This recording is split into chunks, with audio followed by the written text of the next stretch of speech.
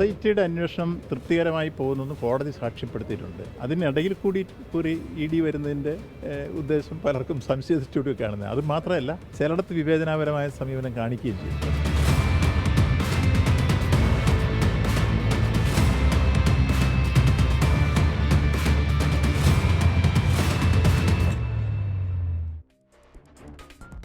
നമസ്കാരം. ആരാണ് ശബരിമല ശ്രീധർമ്മ ശാസ്താവിന്റെ സ്വത്തുവകകളുടെ സൂക്ഷിപ്പുകാർ? ദേവചൈതന്യം പതിഞ്ഞ വസ്തുക്കളും സ്വർണവും കൊള്ളയടിക്കപ്പെട്ടതിന്റെ ഉത്തരവാദിത്വം ആർക്കാണ്? ശബരിമലയിലെ യഥാർത്ഥ സ്വർണ്ണപ്പാളികൾ മാറ്റി വ്യാജ പതിപ്പാണ് പകരം വെച്ചതെന്ന സൂചനകളാണ് VSSC നടത്തിയ ശാസ്ത്രീയ പരിശോധന ഫലത്തിലൂടെ പുറത്തുവരുന്നത്. 2 പതിറ്റാണ്ടിലെ ക്ഷേത്രഭരണത്തിൽ അന്വേഷണം വേണമെന്നും കൂടുതൽ പേർ അറസ്റ്റ് ഉണ്ടാകുമെന്നുമുള്ള ഹൈക്കോടതി ഉത്തരവും ആകാംക്ഷ ഉണർത്തുന്നുണ്ട്. അതിനിടെ നടന്ന എൻഫോഴ്സ്മെന്റ് ഡയറക്ടറേറ്റിന്റെ ഇന്നത്തെ മിന്നൽ പരിശോധന ശബരിമല സ്വർണ്ണക്കൊള്ള കേസിന്റെ വിധി നിർണ്ണയിക്കുമോ? എൻകൗണ്ടർ പരിശോധിക്കുന്നു. പ്രേക്ഷകർക്ക് സ്വാഗതം.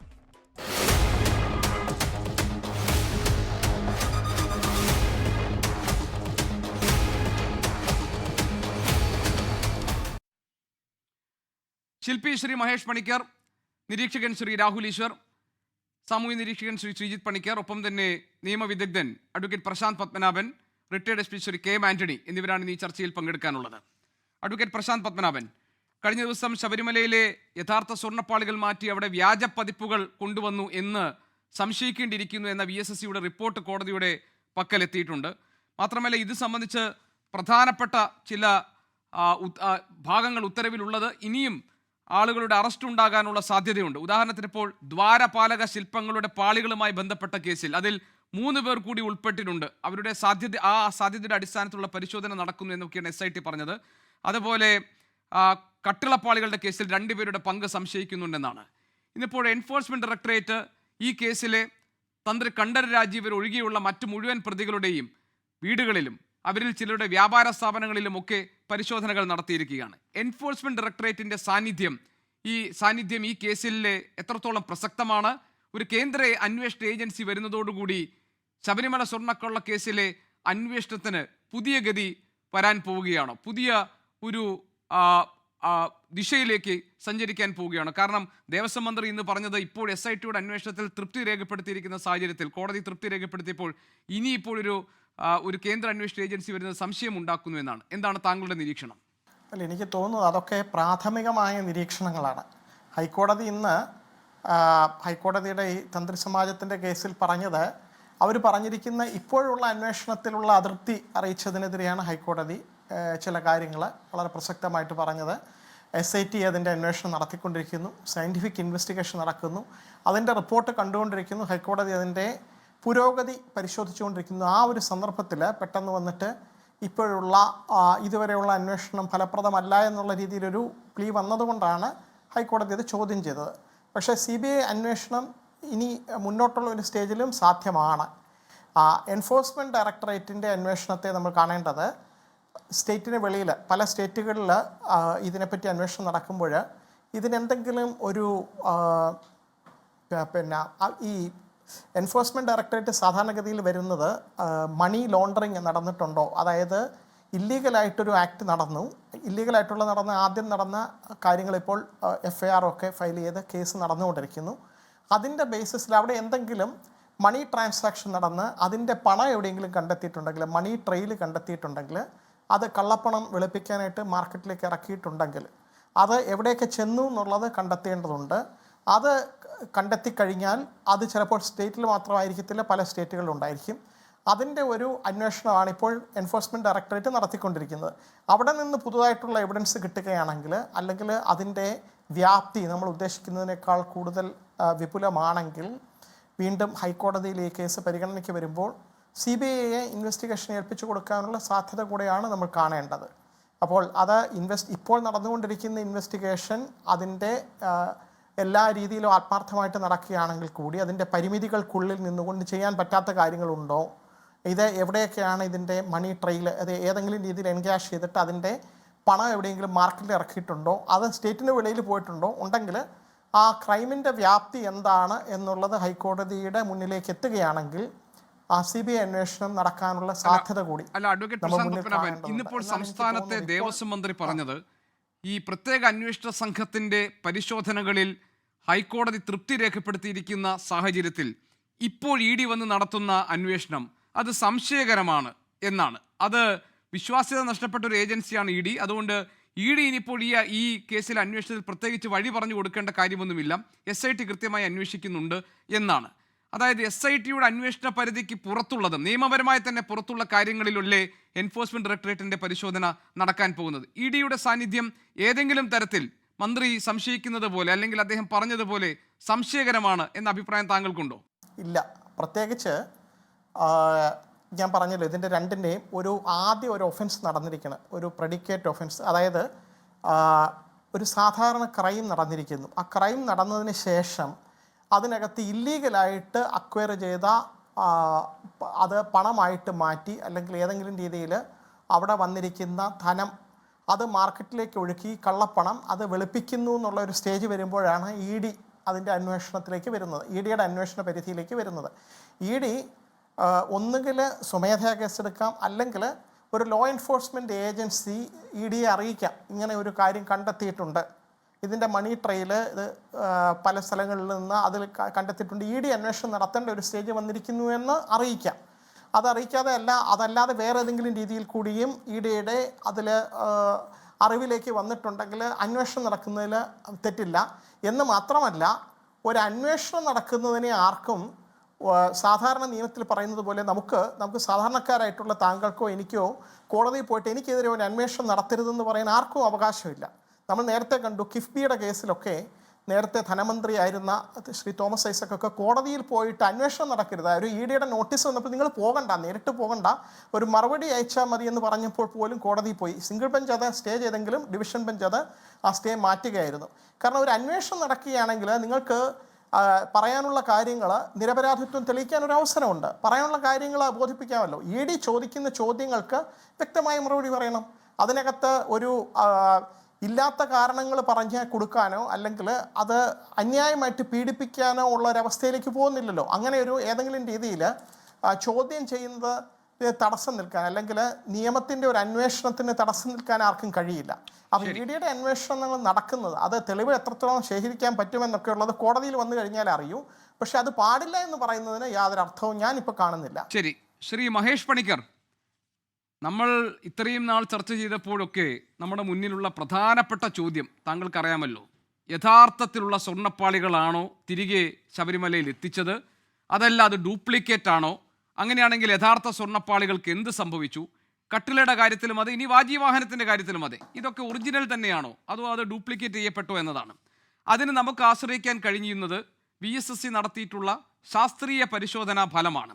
അതിൽ കോടതി തന്നെ പറയുന്നു, ശബരിമലയിൽ തിരികെ കൊണ്ടെത്തിയത്, അതായത് 1 മാസവും 9 ദിവസത്തിനും ശേഷം ചെന്നൈയിലെത്തിയ അവിടെ സ്വർണം പൂശിയ ശേഷം തിരികെ കൊണ്ടുവന്ന സ്വർണ്ണപ്പാളി യഥാർത്ഥത്തിൽ അവിടെ നിന്ന് കൊണ്ടുപോയതല്ല എന്നാണ്. അതായത് തട്ടിപ്പ് നടന്നു എന്ന് നമുക്ക് വ്യക്തമാകുന്ന തരത്തിലുള്ള സൂചനകൾ ഈ ശാസ്ത്രീയ പരിശോധന റിപ്പോർട്ടിൽ വരുന്നു. അപ്പോൾ കോടതി പറയുന്നത് വളരെ ആസൂത്രിതമായിട്ടുള്ള ഘട്ടം ഘട്ടമായുള്ള ഒരു കവർച്ച ക്ഷേത്ര സ്വത്തിൻ്റെ കാര്യത്തിൽ സംഭവിച്ചിട്ടുണ്ട് എന്നാണ്.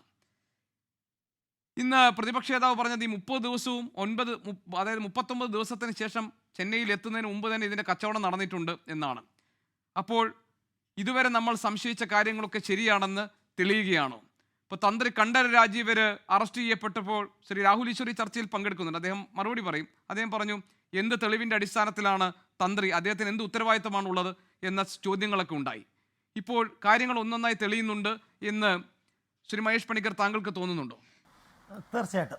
അതിനകത്ത് ഈ കോപ്പറിൻ്റെ, അതായത് ഇതിനകത്ത് 2 രീതിയിലാണല്ലോ ഇവർ ചെയ്തിരിക്കുന്നത്. ഒന്നെന്ന് പറഞ്ഞാൽ മെർക്കുറി ഉപയോഗിച്ചിട്ട് സ്വർണ്ണ പ്ലേറ്റ് പതിപ്പിക്കുന്ന ഒരു മെത്തേഡ്, രണ്ടെന്ന് വെച്ചാൽ നിക്കൽ ഡിപ്പിംഗ് മെത്തേഡ് എന്ന് പറഞ്ഞൊരു മെത്തേഡാണ് ഈ പറഞ്ഞ സഞ്ജീവ് ഭണ്ഡാരിയുടെ ഈ സ്മാർട്ട് ക്രിയേഷൻസിൻ്റെ മെത്തേഡ്. അതായത് അതൊരു നിക്കൽ കോട്ടിങ് ആദ്യം കൊടുക്കുന്നു, അതെന്തിലും കൊടുക്കാം, കോപ്പറിൽ തന്നെ വേണമെന്നില്ല, മരത്തിൽ കൊടുക്കാം, നമ്മുടെ വാഹനങ്ങളുടെയൊക്കെ ഈ പ്ലാസ്റ്റിക് പാർട്സ് അതിൻ്റെ എംബ്ലം ഗ്രില്ലൊക്കെ അങ്ങനെയാണ് ചെയ്യുന്നത്. നിക്കൽ കോട്ടിങ് ചെയ്തിട്ട് ആ നിക്കലിൻ്റെ പുറത്തോട്ട് നിക്കൽ ഡിപ്പ് ചെയ്യുമ്പോഴത്തേക്ക് നിക്കൽ അതിൽ പിടിക്കുന്നു, അത് കഴിഞ്ഞിട്ട് സ്വർണ്ണത്തിൻ്റെ ഇത് കോട്ടിങ് വളരെ മൈന്യൂട്ട് ലെയറായിട്ട് പിടിപ്പിക്കുന്ന ഒരു മെത്തേഡാണ് ഇത് ചെയ്തിരിക്കുന്നത്. അതുകൊണ്ടാണ് നിക്കലിനെയും അത് കഴിഞ്ഞിട്ട് ആ നിക്കലിൻ്റെ പുറത്ത് വരുന്ന സ്വർണ്ണ കോട്ടിങ്ങിനെ സംരക്ഷിക്കാനായിട്ട് ഒരു പോളിയുറേത്തീൻ കോട്ടിങ്, അക്രലിക് പോളിയുറേത്തീൻ കോട്ടിങ് കൊടുക്കുന്നുണ്ട്. ഡ്യൂപ്പോണ്ട് നമ്മൾ സിറാമിക് കോട്ട് എന്നൊക്കെ പറഞ്ഞ വാഹനങ്ങളുടെ മേളിൽ കൊടുക്കുന്ന ഒരു കോട്ട്. അപ്പം അത് രണ്ടുമാണ് മറ്റേതിൽ അവർ ട്രേസ് ചെയ്തിരിക്കുന്നത്. പഴയതിൽ അതില്ല, മെർക്കുറിയുടെ അംശമാണ്, അത് വളരെ വ്യക്തമാണ്. പക്ഷേ ഇതിനെക്കാട്ടിലും അപ്പുറത്ത് ഈ കോപ്പറിൻ്റെ പ്യൂരിറ്റി ഉണ്ട്. ETP കോപ്പർ എന്ന് പറയുന്ന ഒരു കോപ്പർ, അതായത് 99.9 ഉള്ള കോപ്പറാണ് സാധാരണ ക്ഷേത്രത്തിൻ്റെ ആവശ്യങ്ങൾക്ക് വേണ്ടി ഉപയോഗിക്കുന്നത്. അതിനകത്ത് 0.5 പോലും ആർസനിക് പോലുള്ള അല്ലെ ആൻറ്റിമോണി പോലുള്ള ചില പദാർത്ഥങ്ങൾ അതിനകത്തുണ്ടാവും. ഇത് പക്ഷേ എപ്പോഴും വ്യത്യാസപ്പെട്ടിരിക്കും. അതായത് നമ്മൾ ഒരു പ്രാവശ്യത്തെ, അതായത് ഇന്നിപ്പോൾ ഞാൻ മേടിക്കുമ്പോൾ ഒരു ഗ്രൂപ്പായിട്ട് മേടിക്കുന്ന അല്ലെ ഒരു റോളിങ്ങിൽ ഇറങ്ങി വന്ന കോപ്പർ എന്ന് പറയുന്ന സാധനം അതിനകത്ത് ഒരു കണ്ടൻ്റ് ആയിരിക്കും, അതിൻ്റെ ആ ഇംപ്യൂരിറ്റിയുടെ കണ്ടൻറ്റ് ഡിഫറൻ്റ് ആയിരിക്കും. അത് 2 പ്രാവശ്യമായിട്ട് ആ കോപ്പർ മാത്രം എടുത്ത് അവർ പരിശോധിച്ച് കഴിഞ്ഞ് അതിൻ്റെ ഒരു ടെസ്റ്റ് റിസൾട്ട് കിട്ടുവാണെങ്കിൽ ഈ 2 കോപ്പറും 2 സമയത്തുള്ള അല്ലെ 2 ടൈപ്പ് കോപ്പറാന്ന് വ്യക്തമാകും. കാര്യം വിജയമൽ ചെയ്തിരിക്കുന്ന കോപ്പറിൻ്റെ ഇംപ്യൂരിറ്റി അത് 2 പ്യുവർ കോപ്പറാണ്. ETP കോപ്പർ എന്ന് നമ്മൾ സാധാരണ പറയുക ഈ ആർട്ടിസ്റ്റിക് ഇങ്ങനത്തെ വർക്കിന് ക്ഷേത്രങ്ങളുടെ വർക്കിനൊക്കെ ഉപയോഗിക്കുന്ന പ്ലേറ്റിൽ ഇനി 99.9 ഉണ്ട്. അത് നമ്മുടെ ഇലക്ട്രിക് വർക്കുകൾക്കൊക്കെ ഉപയോഗിക്കുന്ന അങ്ങനത്തെ കേബിളുകളാണ്. കേബിളുകൾ, അതിൻ്റെ ജോയിൻസ്, കണ്ടോയിറ്റ്, അങ്ങനത്തെ സാധനങ്ങളൊക്കെയാണ്. അപ്പം ഈ കോപ്പറിൻ്റെ ആ ഒരു ശാസ്ത്രീയ പരിശോധനയിൽ കൂടെ മാത്രം അതിനകത്ത് സ്വർണ്ണമല്ല, സ്വർണ്ണവും മെർക്കുറിയും അല്ലെങ്കിൽ ഈ പറഞ്ഞ നിക്കലും ഈ മറ്റേ സ്മാർട്ട് ക്രിയേഷൻസ് പതിച്ചിരിക്കുന്ന സ്വർണ്ണവും മാറ്റിക്കഴിഞ്ഞാൽ ആ പ്യുവർ കോപ്പർ എടുക്കുക. കോപ്പർ രണ്ടും ടെസ്റ്റ് ചെയ്ത് കഴിയുമ്പോൾ ആ കോപ്പറിൻ്റെ 99.9 കഴിഞ്ഞിട്ട് വരുന്ന ഇംപ്യൂരിറ്റിയുടെ ആ ഒരു ഡാറ്റ എടുത്തു കഴിഞ്ഞാൽ തന്നെ ഈ 2 കോപ്പർ ഷീറ്റും 2 സുഖമായിട്ട് തെളിയിപ്പിക്കാൻ പറ്റും. അതൊരിക്കലും ഒരു കാലത്ത് നമ്മൾ തന്നെ ഒരു ക്ഷേത്രത്തിൽ ഇപ്പം തന്നെ നവഗ്രഹ ക്ഷേത്രം ചെയ്തപ്പോഴത്തേക്ക് നമ്മൾ 99.93 എങ്ങാണ്ടായിരുന്നു അതിൻ്റെ ആ വാല്യൂ വന്ന്. ആ 93 വന്നു കഴിഞ്ഞാൽ ബാക്കി 7 എന്ന് പറയുന്നത് അതിനകത്ത് ആർസനിക് ഉണ്ട്, ആൻറ്റിമോണി ഉണ്ട്, അയണിൻ്റെ കണ്ടന്റ് ഉണ്ട്. അപ്പോൾ ആ കണ്ടന്റ് കറക്റ്റായിട്ട് എന്തൊക്കെയാണ് ടോട്ടൽ 100 വരുന്നതെന്ന് വളരെ വ്യക്തമായിട്ടാണ് അത് നമ്മൾ നേവൽ ബേസിലാണ് അതിൻ്റെ ടെസ്റ്റ് ചെയ്തത്. അപ്പം ഓരോ ക്ഷേത്രങ്ങളിലും ഇങ്ങനെ ടെസ്റ്റ് ചെയ്തിട്ട് തന്നെയാണ് ഈ പറഞ്ഞ കോപ്പറിൻ്റെ കൊടിമരുന്ന് നിർമ്മിക്കാനാണെങ്കിലും ഒക്കെ കോപ്പർ ഉപയോഗിക്കുന്നത്. ഇതിനകത്ത് തന്നെ നമ്മുടെ ഇദ്ദേഹത്തിൻ്റെ, അതായത് അഡ്വക്കേറ്റ് കമ്മീഷണർ റിപ്പോർട്ടിൽ അദ്ദേഹം മേടിച്ച 99.9 സംഭവം അദ്ദേഹം എറണാകുളത്ത് വേറൊരു ഗവൺമെൻറ് മെട്രോളജിയുടെ ഒരു ഡിവിഷനിലാണ് ഈ കൊടിമരത്തിന് വേണ്ടി ഉപയോഗിച്ചിരിക്കുന്ന കോപ്പർ ടെസ്റ്റ് ചെയ്തിരിക്കുന്നത്. അപ്പം അതിൻ്റെ ആ ഇമ്പ്യൂരിറ്റി വെച്ചിട്ട് ഈ കോപ്പർ ഏതാണ്, ആ കോപ്പർ തന്നെ 2 പ്രാവശ്യം നമ്മളിപ്പോൾ ഇന്ന് മേടിച്ചു, ഒരു 6 മാസം കഴിഞ്ഞ് വേറൊരു കോപ്പർ അതേ കടയിൽ നിന്ന് മേടിച്ചാൽ പോലും അത് വ്യത്യാസമായിരിക്കും. കാര്യം ഈ കോപ്പർ റോൾ ചെയ്ത് വരുന്ന സമയത്ത് ആ വരുന്ന പ്രോസസ്സിൽ കൂടെ വരുന്ന ഫൈൻ ഇത് ഓരോ പ്രാവശ്യം വ്യത്യാസപ്പെട്ടിരിക്കും. ഇന്ന് എടുക്കുന്ന ഇതിന് നാളെ ആകുമ്പോൾ നാളെ വേറൊരു ഇതായിരിക്കും. പക്ഷേ ഒരുമിച്ച് നമ്മളിപ്പോൾ 2 ടൺ മേടിച്ചു അല്ലെങ്കിൽ 1 ടൺ മേടിച്ചു, അത് മൊത്തം ഓൾമോസ്റ്റ് ഒറ്റ ലെയർ തന്നെ ആകാനാണ് സാധ്യത. അപ്പം അതുകൊണ്ട് അങ്ങനെ ഈ കോപ്പറിൻ്റെ വ്യത്യാസം വളരെ വ്യക്തമായിട്ട് കണ്ടുപിടിക്കാൻ പറ്റും. അതിനകത്ത് ഒരു സന്ദേഹവും ഇല്ല. അത് ഈ പറഞ്ഞ VSSCയുടെ ടെസ്റ്റിൽ തന്നെ അത് മനസ്സിലാക്കി കാണും. അത് ബഹുമാനപ്പെട്ട ഹൈക്കോടതിയിൽ ആ റിസൾട്ട് മനസ്സിലാക്കി കഴിഞ്ഞാൽ അവർക്ക് അതിൻ്റെ ഒരു കൺക്ലൂഷൻ കിട്ടുമെന്ന് തന്നെയാണ് എൻ്റെ വിശ്വാസം. അപ്പോൾ തീർച്ചയായിട്ടും അതിനകത്ത് സംശയമില്ല, ഈ പറഞ്ഞ കൊള്ള നടന്നിരിക്കുന്നത് മഹാകൊള്ളയാണ്. അതിനകത്ത് ഈ വേറെ ഒരുപാട് കാര്യങ്ങളുണ്ടെന്ന് ഇതിനകത്ത് നമ്മൾ ഈ പറയുന്ന എല്ലാവരും പറയുകയാണ് ബഹുമാനപ്പെട്ട ഹൈക്കോടതി അനുവദിച്ചിട്ടാണ് ഈ പറഞ്ഞ വായുവാഹനമൊക്കെ കൊടുത്തതെന്ന് പറയുന്നത് എന്തർത്ഥത്തിലാണ്? ആക്ച്വലി ബഹുമാനപ്പെട്ട കോടതി അറിയിച്ചിരിക്കുമല്ലേ, 10-15 ദിവസം കഴിഞ്ഞിട്ട് അറിയിച്ചു. അപ്പം അത് തന്നെയല്ലേ നമ്മുടെ പ്രശാന്ത് അതിൽ നിന്ന് പ്രതിപക്ഷ നേതാവ് മഹേഷ് പണിക്കർ, അതിൽ നിന്ന് പ്രതിപക്ഷ നേതാവ് പറഞ്ഞത് താന്ത്രിക വിധി പ്രകാരമാണ് വാജിവാഹനം കൈമാറിയത്. ഇത് ഹൈക്കോടതി നിയോഗിച്ച ഒരു അഡ്വക്കേറ്റ് കമ്മീഷണർ അദ്ദേഹം റിപ്പോർട്ട് നൽകിയിട്ടുണ്ട്. ഇത് ആയിരക്കണക്കിന് വിശ്വാസികളുടെ സാന്നിധ്യത്തിലാണ് ഇത് കൈമാറിയിട്ടുള്ളത്. അതുകൊണ്ട് ഇത് നിയമപരവും താന്ത്രികപരവുമായി ശരിയാണ് എന്നാണ് അദ്ദേഹം ഇന്ന് വാദിച്ചത്.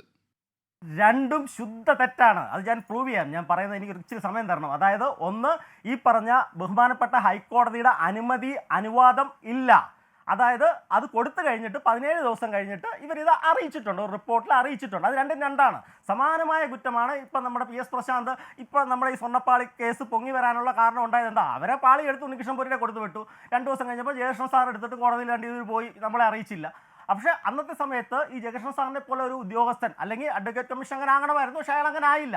ഇയാൾ എങ്ങനെയാണ് അനുമതി മേടിക്കേണ്ടിയിരുന്നത്? 2012 ഇങ്ങനെ ഗവൺമെൻറ് ഇവരുടെ ദേവസ്വം ബോർഡിൻ്റെ ഒരു നിയമം ഉണ്ടാക്കിയിട്ടുണ്ട്, ഇതൊന്നും കൊടുക്കരുതെന്ന് പറഞ്ഞ്. അപ്പോൾ എന്നിട്ട് തന്ത്രിയുടെ ഒരു ഇത് വേണം, ഇതെനിക്ക് വേണം, ഇന്ന നിയമപ്രകാരം ഇന്ന തദർ സംശയത്തിൽ ഇന്ന പറയുന്നുണ്ട്, അത് പ്രകാരം എനിക്ക് വേണമെന്ന് തന്ത്രിയുടെ ഒരു അപേക്ഷ വേണം.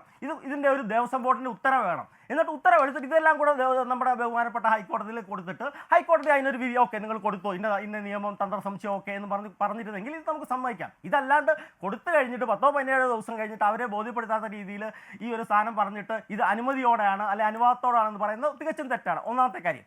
രണ്ടാമത്തെ കാര്യം, തന്ത്ര സംശയത്തിൽ ഈ പറയുന്ന, ഞാൻ വെല്ലുവിളിക്കുന്നു, ഈ പറഞ്ഞ ഒരു തന്ത്രഗ്രന്ഥത്തിലും ഈ പറയുന്ന വാജിവാഹനം അല്ലെ കൊടിമരത്തിലെ വാഹനം എടുത്ത് തന്ത്രിക്ക് കൊടുക്കുക എന്ന് സ്പെസിഫിക് ആയിട്ടൊരു നിയമമില്ല. ഒരു ഗ്രന്ഥത്തിലും, അതായത് വെറും 500 കൊല്ലം മാത്രം പഴക്കമുള്ള ചേനാസ് നമ്മുടെ ഗുരുവായൂർ തന്ത്രി അദ്ദേഹം ഉണ്ടാക്കിയിരിക്കുന്ന ബ്രാഹ്മണാധിപത്യ കാലത്ത് ഉണ്ടാക്കിയിരിക്കുന്ന ഒരു ഗ്രന്ഥമാണ്. അതൊരു പൂർണ്ണമായിട്ടും സ്വതന്ത്ര ഗ്രന്ഥമല്ല. അതുവരെ നിലനിന്നിരുന്ന കാലാകാലങ്ങളിൽ നിലനിന്നിരുന്ന മറ്റ് ഗ്രന്ഥങ്ങളിൽ നിന്ന് എടുത്തു വച്ചിരിക്കുന്ന മായമതം, വാനസാരം, അപരാജിത പൃച്ഛ, അങ്ങനെയൊക്കെയുള്ള കാശിപ ശില്പശാസ്ത്രം, ഈ ഈശാന ഗുരുദേവ പദ്ധതി, അങ്ങനത്തെയൊക്കെ കാലാകാലങ്ങളിൽ മധുര മീനാക്ഷി, രാമേശ്വരം, കാശി അങ്ങനെയൊക്കെ പറഞ്ഞ മഹാക്ഷേത്രങ്ങളൊക്കെ നൂറ്റാണ്ടുകളായിട്ട് നിർമ്മിച്ചിരുന്ന ഈ വിഗ്രഹാരാധനയുമായിട്ട് ബന്ധപ്പെട്ട ഗ്രന്ഥങ്ങളാണ് മൂലഗ്രന്ഥങ്ങൾ. അപ്പം ആ മൂലഗ്രന്ഥങ്ങളിൽ ഒന്നും ഇതൊരു ആചാര്യനോ തന്ത്രിക്കോ കൊടുക്കാൻ പറയുന്നില്ല, ഒന്നാമത്തെ കാര്യം. അതുപോലെ തന്നെ നമ്മൾ ഈ പറയേണ്ടത്, ഈ വിഗ്രഹം ഇവർ പറയുന്ന നിയമം, ഈ തന്ത്രസംശയത്തിലെ ഒരു നിയമം വെച്ചിട്ടാണ് ഇവർ കൊടുക്കുന്നതെന്ന് പറയുന്നത്. ആ നിയമത്തിനകത്തെ ഒരു പ്രശ്നം എന്താണെന്ന് വെച്ച് കഴിഞ്ഞാൽ അതൊരു ബാലാലയത്തിൽ പ്രശ്നിക്കുന്ന മൂലബിംബത്തിൻ്റെ മാത്രം കഥയാണ്. അത് നാളെ ഉള്ള ഒരു മൂലബിംബം, ഒരു ജീർണോദ്ധാരണ വിധി എന്ന് പറഞ്ഞ 11ാം പടലത്തിൽ പറയുന്ന ഒരു വിഗ്രഹം നമ്മൾ ദാരുവിലോ അല്ലെങ്കിൽ ഇതിലോ ചെയ്യുന്നു, മറ്റേ ലോഹത്തിലോ ചെയ്യുന്നു. അതൊരു താൽക്കാലിക സെറ്റപ്പിന് വേണ്ടിയാണ് ഈ ബാലാലയത്തിൽ ചെയ്യുന്നത്. ഈ ബാലാലയത്തിൽ ചെയ്യുന്നത് നമ്മുടെ മെയിൻ ശ്രീകോവിൽ പണിയാൻ വേണ്ടിയിട്ടാണ്. മെയിൻ ശ്രീകോവിൽ പണിത് കഴിഞ്ഞാൽ അതിലെ ബിംബം വെച്ച് കഴിയുമ്പോൾ ഈ ചൈതന്യം കളയണം. അപ്പം ഇതെടുത്തിട്ട് എന്താ ചെയ്യേണ്ടത്? ഈ പറഞ്ഞ മരമാണ് അഗ്നിയിൽ ഇത് ചെയ്യണം, സംഭവം ശരിയാണ്. ലോഹമാണ് എന്താ, ലോഹത്തിൻ്റെ നാളം ഛേദിക്കണം, നാളം ഛേദിച്ചിട്ട് ഉരുക്കണം. എന്നിട്ട് ഈ ഉരുക്കിയ വിഗ്രഹം ഇതുകൊണ്ട് ഈ പറയുന്ന ഈ നാളം കൊണ്ട് തന്ത്രിക്ക് ആപ്പ് കെട്ടണം. ഈ ഉരുക്കിയ സാധനം കൊണ്ട് കൗതുകം ഉണ്ടാക്കണം. കൗതുകം എന്ന് പറഞ്ഞു കഴിഞ്ഞാൽ മറ്റ് ലോഹ വിഗ്രഹങ്ങളോ അല്ലെങ്കിൽ ശിവേലി ബിംബോ അങ്ങനത്തെ സാധനം ഉണ്ടാക്കണം. അല്ലാണ്ട് വ്യക്തമായിട്ട് ഒരു നിയമം, എന്നാൽ പിന്നെ ഇത്ര ഉണ്ടാക്കുവാണെങ്കിൽ വ്യക്തമായിട്ടൊരു നിയമം ഉണ്ടാക്കി വെച്ചാൽ പോലെ ഒരു ശ്ലോകം മാത്രം മതിയല്ലോ. അങ്ങനെ ഒരു ശ്ലോകം കാണിക്കാനില്ല.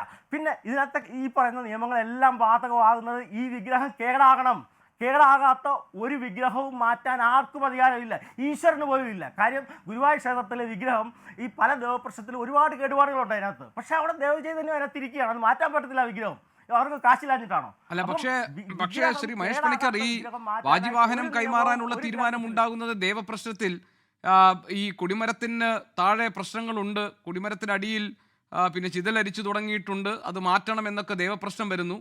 അതിൻ്റെ ഭാഗമായി മാറ്റാൻ തീരുമാനിക്കുന്നു. അപ്പോൾ വാജിവാഹനം അത് തന്ത്രിക്ക് അവകാശപ്പെട്ടതാണെന്ന് തീരുമാനിക്കപ്പെടുന്നു. അദ്ദേഹത്തിന് ആയിരങ്ങളുടെ സാന്നിധ്യത്തിൽ കൈമാറുന്നു.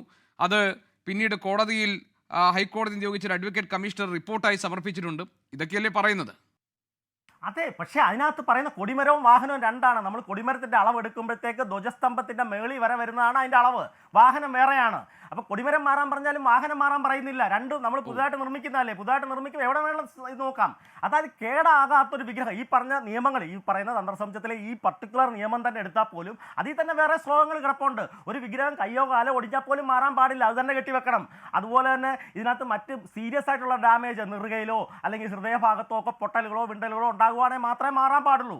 അല്ലാതെ അതുപോലും ദേവന്റെ ഹിതം നോക്കിയിട്ട് അതൊരു ദേവപ്രശ്നം സെപ്പറേറ്റ് ഇതിനു വേണ്ടി നടത്തണം, എന്നിട്ട് മാത്രമേ വിഗ്രഹം മാറാൻ പറ്റൂ. അതായത് ഏതോ കാലത്ത് ഏതോ ഒരു മഹാത്മാവ്, ഇദ്ദേഹത്തിന്റെ പൂർവികർ തന്നെ ആയിരിക്കും, അവർ പ്രതിഷ്ഠിച്ച ഒരു വിഗ്രഹം അത് കേടില്ലാതെ അത് അതേ രൂപത്തിൽ അദ്ദേഹം കൊണ്ടുപോയത് വളരെ ഗുരുതരമായ കുറ്റകരമായ ഇതാണ്. അതുകൊണ്ടാണ് അദ്ദേഹം ഇപ്പോൾ ജയിലിൽ കിടക്കുന്നത്. കാര്യം അന്ന് മുതലാണ് ശബരിമലയിൽ വന്നിരിക്കുന്ന എല്ലാ നാശവും അന്ന് മുതലാണ്. നമ്മുടെ സ്ത്രീ പ്രവേശം, വെള്ളപ്പൊക്കം, കൊറോണ, അത് കഴിഞ്ഞിട്ടുള്ള ഇപ്പോഴത്തെ ഈ പ്രശ്നം, ഈ പറഞ്ഞ കൊള്ളകൾ മൊത്തം ദേവന്റെ ചൈതന്യം അന്ന് ഇറങ്ങിപ്പോയതാണ്.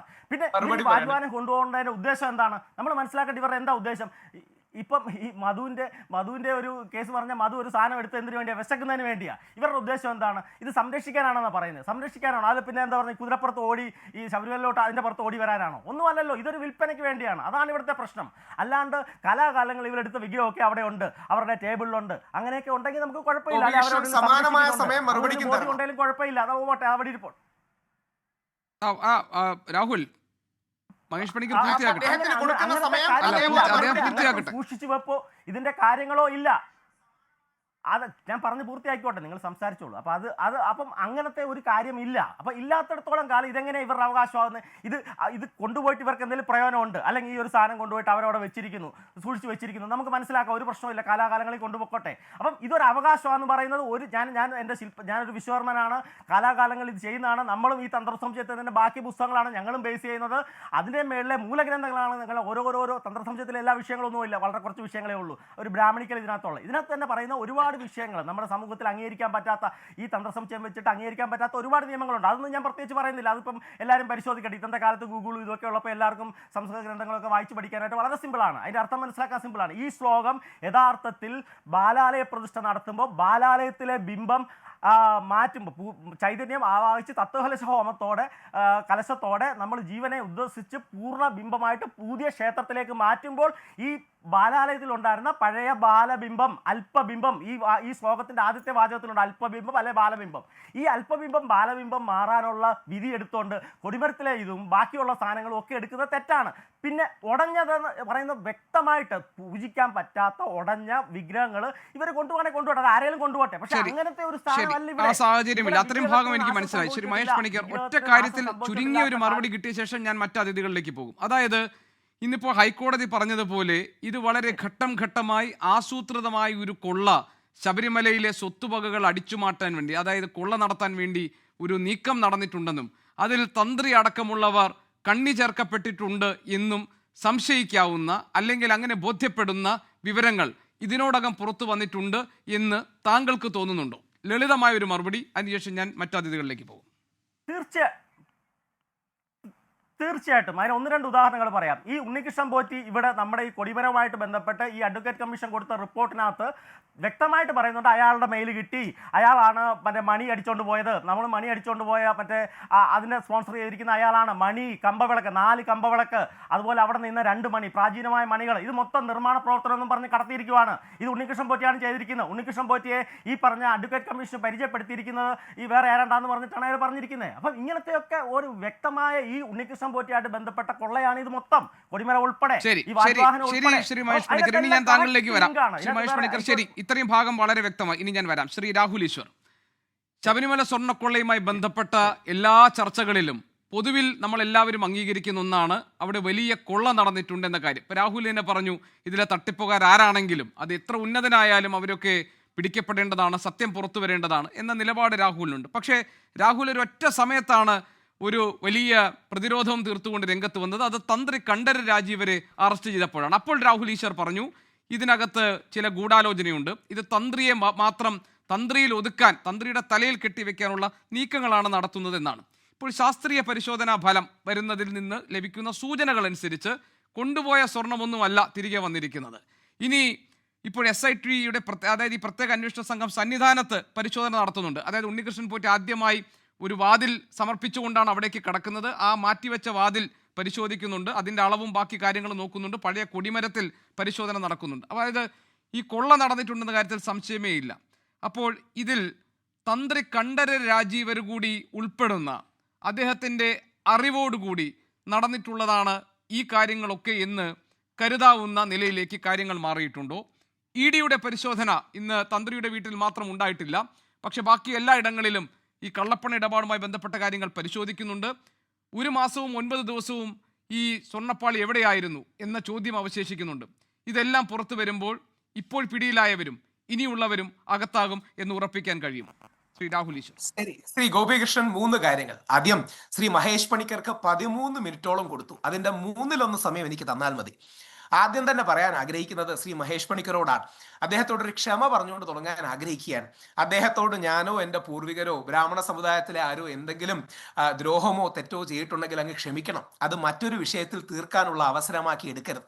അങ്ങയുടെ വാക്കുകളിൽ ബ്രാഹ്മണരോടുള്ള ദേഷ്യവും തന്ത്രിമാരോടുള്ള പ്രതികാരവും വളരെ കൃത്യമായി നിഴലിക്കുന്നത് സാധാരണക്കാർക്കെല്ലാം കൃത്യമായി മനസ്സിലാകുന്നു. അതുകൊണ്ട് വിശ്വാസത്തിന്റെ ഭാഗത്ത് നിൽക്കുന്ന താങ്കളെ പോലുള്ള ഒരാളോട് ആദ്യം ക്ഷമ ചോദിക്കുന്നതിന്റെ കാരണം, ചരിത്രത്തിൽ എവിടെയെങ്കിലും ബ്രാഹ്മണ സമുദായ അംഗങ്ങളോ അല്ലെങ്കിൽ ഞങ്ങളുടെ പൂർവികരോ താങ്കളോടോ അല്ലെങ്കിൽ കുടുംബത്തോടോ എന്തെങ്കിലും തെറ്റ് ചെയ്തിട്ടുണ്ടെങ്കിൽ ക്ഷമ ഞാൻ ചോദിക്കുകയാണ്. കാര്യം ഇനിയെങ്കിലും വിശ്വാസത്തിന്റെ ഭാഗത്ത് നിന്നുകൊണ്ട് പ്രതികാരം തീർക്കാനായി അടിസ്ഥാനമില്ലാത്ത വാദഗതികൾ ഉയർത്തിക്കൊണ്ട് തന്ത്രിമാരെയോ വിശ്വാസത്തിന്റെ പക്ഷത്ത് നിൽക്കുന്നവരെയോ കരിവാരി തേക്കരുത്.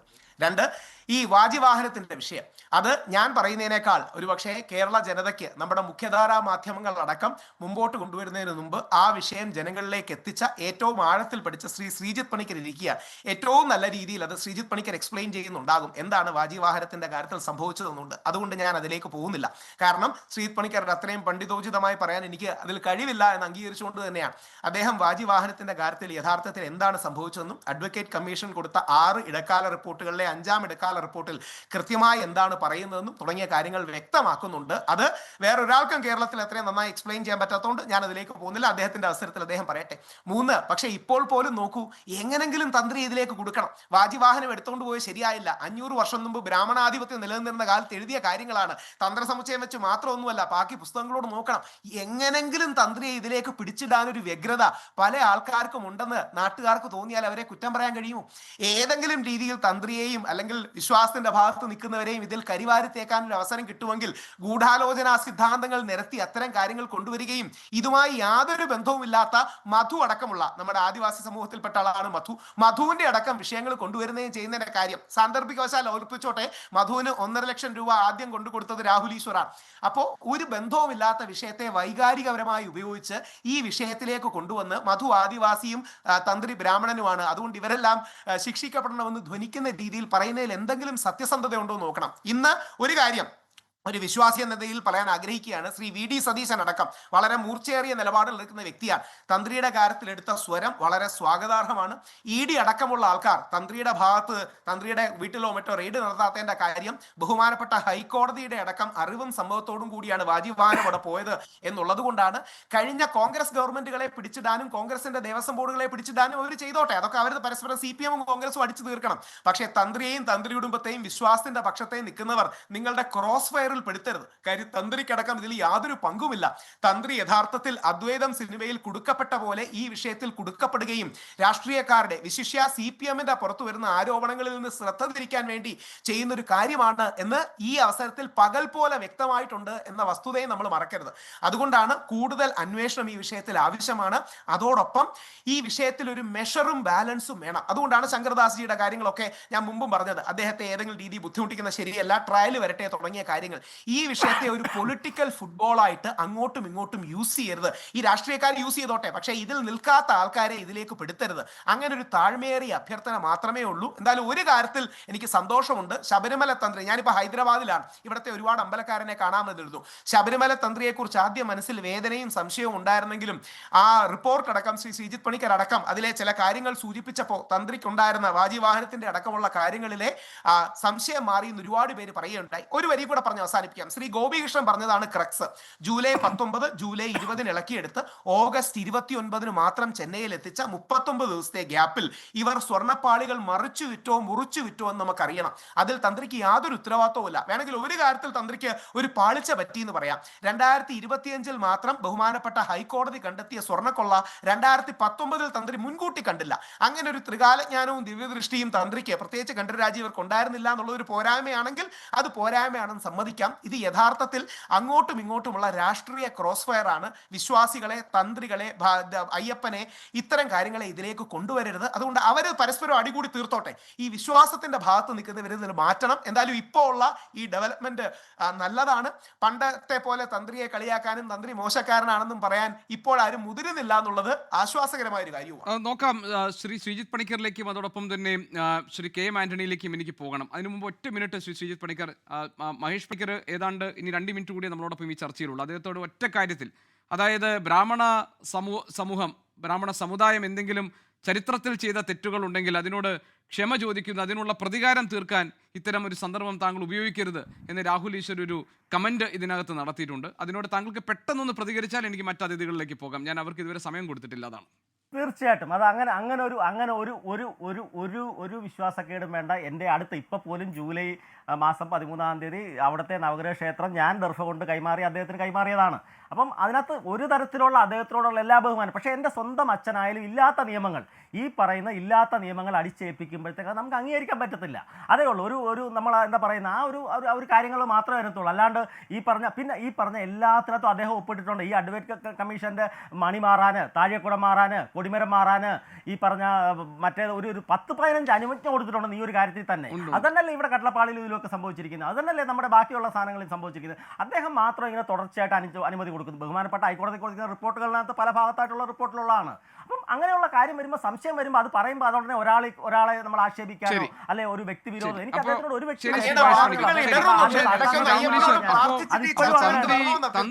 തന്ത്രി ഇതിനകത്ത് വളരെ നിഷ്കളങ്കനാണ്, അദ്ദേഹം നിസ്സഹായനായിരുന്നു എന്ന് പകൽ പോലെ ബോധ്യപ്പെട്ടു എന്ന അഭിപ്രായം എല്ലാവർക്കും ഇല്ല എന്ന് ശ്രീ രാഹുൽ ഈശ്വറിന് മനസ്സിലായല്ലോ. ഇനി ഞാൻ വരാം. ശ്രീജിത്ത് പണിക്കറിലേക്ക് പോട്ടെ. അല്ലെ, ഞാൻ എന്താ പറയുക, മറ്റ് അതിഥികൾ കൂടി ഉള്ളത് കൊണ്ടാണ് ഞാൻ ആ ഭാഗത്തേക്ക് വരുന്നത്. കാരണം ശ്രീജിത്ത് പണിക്കറൊക്കെ ഉണ്ട്, അദ്ദേഹത്തിലൊന്നും എനിക്ക് പോകാൻ പറ്റില്ല. ശ്രീജിത്ത് പണിക്കർ, എൻഫോഴ്സ്മെന്റ് ഡയറക്ടറേറ്റ് ഇന്ന് മിന്നൽ പരിശോധന നടത്തി 3-4 സംസ്ഥാനങ്ങളിൽ 21 ഇടങ്ങളിൽ ഒരേ സമയം. പക്ഷെ ഒഴിവാക്കപ്പെട്ട ഒരൊറ്റ വീടേ ഉള്ളൂ. അത് ഇപ്പോൾ അറസ്റ്റിലായിരിക്കുന്ന തന്ത്രി കണ്ഠര രാജീവരുടേതാണ്. എൻഫോഴ്സ്മെന്റ് ഡയറക്ടറേറ്റിന്റെ പരിശോധനകളെ സംശയത്തോടു കൂടിയാണ് സംസ്ഥാന സർക്കാർ കണ്ടത്. കാരണം അതാണ് ഇന്ന് ദേവസ്വം മന്ത്രി വി എൻ വാസവന്റെ പ്രതികരണത്തിൽ നമ്മൾ കണ്ടത്. ഇപ്പോൾ നേരത്തെ മഹേഷ് പണിക്കർ പറഞ്ഞതിലൊരു പ്രധാനപ്പെട്ട ഭാഗമുണ്ട്. അനുജ്ഞ നൽകിയ കാര്യത്തിലായാലും, അത് ദേവസ്വം ബോർഡിനെ അറിയിക്കുന്ന കാര്യത്തിലായാലും, വ്യാജ മഹസറിന്റെ കാര്യത്തിലായാലും, ഇതിലെല്ലാം ഒപ്പുവെച്ച ഒരാളാണ് തന്ത്രി കണ്ഠരര് രാജീവര്. ഇപ്പോൾ വാജീവാഹനത്തിന്റെ കാര്യത്തിൽ പ്രതിപക്ഷ നേതാവ് ഒരു വിശദീകരണം നൽകിയിട്ടുണ്ട്. അത് മഹേഷ് പണിക്കറിനെ പോലുള്ളവർ അത് സ്വീകരിക്കാൻ തയ്യാറല്ല. ഏതായാലും അങ്ങനെ ഒരു വിശദീകരണം അവിടെ നിൽക്കുന്നുണ്ട്. തന്ത്രി കണ്ഠരര് രാജീവരുടെ നിരപരാധിത്വം തെളിയിക്കപ്പെട്ട ദിവസമാണ് ഇന്ന് എന്ന്, അല്ലെങ്കിൽ അത് പകൽ പോലെ തെളിഞ്ഞു എന്ന് രാഹുൽ ഈശ്വർ പറഞ്ഞതിനോട് താങ്കൾക്ക് യോജിപ്പുണ്ടോ? ഇ ഡിയുടെ പരിശോധനയിൽ തന്ത്രി മാത്രം ഒഴിവാക്കപ്പെട്ടതിൻ്റെ യുക്തി എന്തായിരിക്കും? ഇനി എൻഫോഴ്സ്മെന്റ് ഡയറക്ടറേറ്റിന്റെ വരവ് ഈ കേസിനെ എങ്ങനെയാണ് ബാധിക്കാൻ പോകുന്നത്? ഓക്കെ, ശ്രീ ഗോപികൃഷ്ണൻ, പ്രാഥമികമായിട്ട് പറയട്ടെ, തന്ത്രിയുടെ ഭാഗം തെളിയിക്കേണ്ടത് നിയമപരമായിട്ട് തന്നെയാണ്, നമ്മുടെ ലീഗൽ പ്രൊസീഡിംഗ് അനുസരിച്ചാണ്. അതുകൊണ്ട് ഇ ഡി ഇന്ന് അദ്ദേഹത്തിൻ്റെ ഭവനം റെയ്ഡ് ചെയ്തിട്ടില്ല എന്നുള്ളത് കൊണ്ട് അദ്ദേഹത്തിന് ഒരു ക്ലീൻ ചിറ്റ് കിട്ടിയിട്ടുണ്ട് എന്നുള്ള ഒരു അർത്ഥമില്ല. ഇ ഡിയുടെ അന്വേഷണം എന്ത് വിഷയത്തിലാണ് എന്നതിനെക്കുറിച്ച് മനസ്സിലാക്കുക എന്നുള്ളത് പ്രധാനമാണ്. അതുകൊണ്ട് തന്നെ തന്ത്രിയെ അതിൽ നിന്ന് ഒഴിവാക്കി എന്ന് കരുതാനും നമുക്ക് കഴിയില്ല. കാരണം ഇ ഡി ഇൻവോൾവ് ചെയ്യുന്നത്, അതിൻ്റെ ഒരു ഭാഗം ശ്രീ പ്രശാന്ത് പത്മനാഭൻ പറഞ്ഞിരുന്നു, ഒരു ഷെഡ്യൂൾഡ് ഒഫൻസ് ഉള്ള സമയത്താണ് ഇ ഡി ഇടപെടുന്നത്. എന്ന് വെച്ചാൽ അതിലൊരു പോസിബിൾ ആയിട്ടുള്ള ഒരു മണി ലോണ്ടറിങ് ആംഗിൾ ഉണ്ടായിരിക്കണം. അങ്ങനെയെങ്കിൽ ഇ ഡിയെ സംബന്ധിച്ചിടത്തോളം ഈ പ്രൊസീഡ്സ് ഓഫ് ക്രൈം അത് എവിടേക്ക് പോയി എന്നുള്ളതാണ് അവർ അന്വേഷിക്കുന്നത്. അതായത് ആരാണ് ഈ പാളികളൊക്കെ തന്നെ എടുത്തുകൊണ്ട് പോയത്, ആ പാളികളിൽ എന്താണ് ചെയ്തത്, ആ പാളികൾ തിരിച്ചു കൊണ്ടുവച്ചത് ആരാണ്, എന്നാണ്, എങ്ങനെയാണ് തുടങ്ങിയ കാര്യങ്ങളെക്കാൾ ഉപരി അവർ നോക്കുന്നത് അവിടെ നിന്ന് നഷ്ടപ്പെട്ടിരിക്കുന്ന പണത്തിന്റെ മൂല്യത്തിനെ കുറിച്ചാണ്. ആരാണ് അതുകൊണ്ട് ലാഭം ഉണ്ടാക്കിയിരിക്കുന്നത്, അത് ഏത് രീതിയിലേക്കാണ് കൺവേർട്ട് ചെയ്തിരിക്കുന്നത്, പിന്നെ ലെയർ ചെയ്തിട്ട് അത് പോയിട്ടുണ്ടോ, ഏതെങ്കിലും അക്കൗണ്ടുകളിൽ, ഏതെങ്കിലും ബിസിനസ്സുകളിൽ, ഏതെങ്കിലും അസറ്റുകളിൽ അതിന്റെ നിക്ഷേപം ഉണ്ടായിട്ടുണ്ടോ തുടങ്ങിയ കാര്യങ്ങളാണ് അന്വേഷിക്കുന്നത്. അപ്പോൾ അതുകൊണ്ട് തന്ത്രിയുമായി ബന്ധപ്പെട്ട എന്തെങ്കിലും തരത്തിൽ അങ്ങനെയുള്ള ഒരു ട്രാൻസാക്ഷൻ ഉണ്ട് എങ്കിൽ അതിന്റെ ട്രെയിൽ കണ്ടെത്തുന്നതിന് മറ്റുള്ള ആൾക്കാരുടെ റെയ്ഡ് കൊണ്ട് തന്നെ നടക്കാവുന്നതേ ഉള്ളൂ. അപ്പൊ തന്ത്രിയെ അതിൽ നിന്ന് ഒഴിവാക്കി എന്ന രീതിയിലേക്ക് ഞാൻ കരുതുന്നില്ല. തന്ത്രി ഇപ്പോഴും അവരുടെ കേസിലെ പ്രതിയാണ് എന്ന് തന്നെയാണ് ഞാൻ മനസ്സിലാക്കുന്നത്. പിന്നെ ആരെയെങ്കിലും ഒഴിവാക്കി എന്ന രീതിയിലത്തേക്കുള്ള ഒരു ആക്ഷേപം ഉന്നയിക്കാനായിട്ട് സംസ്ഥാന സർക്കാരിന് കഴിയില്ല എന്നുള്ള ഒരു പ്രധാനപ്പെട്ട കാര്യമുണ്ട്.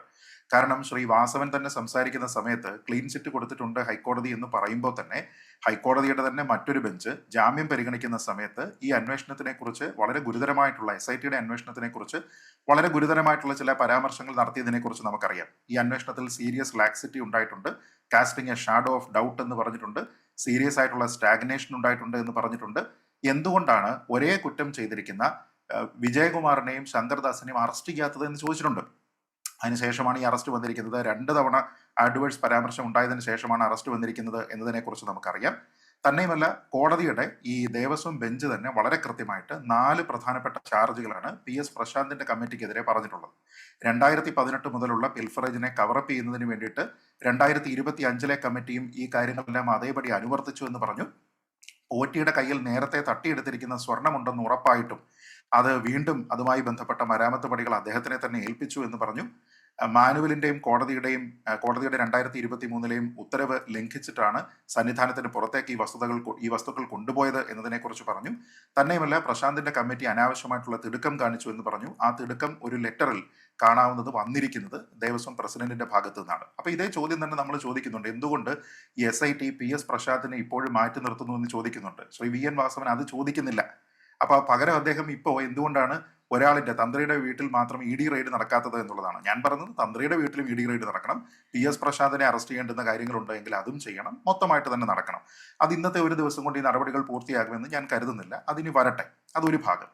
രണ്ടാമത്തെ ഭാഗം, ഇപ്പോൾ പ്രതിപക്ഷം പറഞ്ഞിരിക്കുന്ന ആ ഒരു സൂചനയുണ്ട്. അതായത് ഈ വാജിവാഹനം കൈമാറ്റം ചെയ്തതുമായി ബന്ധപ്പെട്ട് എന്താണ് ശ്രീ മഹേഷ് പണിക്കർ അൺഫോർച്ചുനേറ്റ്ലി ഇപ്പോൾ ഈ ചർച്ചയിൽ ഇല്ല എന്നാണ് ഞാൻ മനസ്സിലാക്കുന്നത്. പക്ഷേ അദ്ദേഹം പറഞ്ഞിരിക്കുന്ന കാര്യങ്ങൾ ഇതുമായി ബന്ധപ്പെട്ട ആചാരപരമായ കാര്യങ്ങൾക്ക് വിരുദ്ധമാണ്.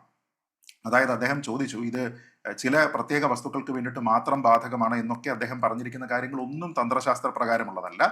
ബിംബങ്ങൾക്കും ബലിപീഠങ്ങൾക്കും പൊതുവെ ബാധകമായിട്ടുള്ള ഒരു ചട്ടമാണിത്. അതായത് എന്തൊക്കെ ബിംബങ്ങളുണ്ടോ ആ ബിംബങ്ങളുടെ കസ്റ്റോഡിയൻഷിപ്പ് ആർക്കാണ് എന്നതുമായി ബന്ധപ്പെട്ടാണ്. ബലിപീഠം എന്ന് പറയുമ്പോൾ ക്ഷേത്രത്തിനുള്ളിലെ ബലിപീഠത്തിന്റെ നായകസ്ഥാനം വലിയ ബലിക്കല്ലിനാണ്, ക്ഷേത്രത്തിന് പുറത്തെ അതിന്റെ നായകസ്ഥാനം എന്ന് പറയുന്നത് കൊടിമരത്തിനാണ്. അതുകൊണ്ട് അദ്ദേഹം പറഞ്ഞത് ഈ കൊടിമരം മാത്രമേ ഉള്ള, ഇതിന്റെ മുകളിലുള്ള വാഹനം അതിലില്ല എന്ന് അദ്ദേഹം പറയുന്നത് എന്ത് തരത്തിലുള്ള ശാസ്ത്രത്തിന്റെ അടിസ്ഥാനത്തിലാണെന്ന് എനിക്കറിയില്ല. കാരണം അത് പരക്കെ അംഗീകരിക്കപ്പെട്ടതാണ്. ഇനി അദ്ദേഹം ഇവിടെ പറയുന്നു, അഡ്വക്കേറ്റ് കമ്മീഷണർ ഇത് കോടതിയെ അറിയിച്ചു എന്ന് മാത്രമേ ഉള്ളൂ, അതല്ലാതെ കോടതിയുടെ അംഗീകാരമൊന്നും അതിന് കിട്ടിയിട്ടില്ല എന്ന് അദ്ദേഹം പറയുന്നു. അങ്ങനെയല്ല, കോടതിയുടെ അംഗീകാരം അറിയിച്ചിരിക്കുന്നതാണ്. 6 ഇടക്കാല റിപ്പോർട്ടുകളും ഫൈനൽ റിപ്പോർട്ടും കോടതി അംഗീകരിച്ച് സ്വീകരിച്ചതാണ്. അതിന്റെ പേരിൽ അഡ്വക്കേറ്റ് കമ്മീഷണറെ അഭിനന്ദിച്ചതാണ്. അത് രാമചന്ദ്ര മേനോനും ദേവൻ രാമചന്ദ്രനും അടങ്ങിയിരിക്കുന്ന ദേവസ്വം ബെഞ്ചാണ് അത് ചെയ്തിരിക്കുന്നത്. അദ്ദേഹത്തിന്റെ ഓരോ പ്രവൃത്തിയും അതിൽ അംഗീകരിക്കപ്പെട്ടതാണ്.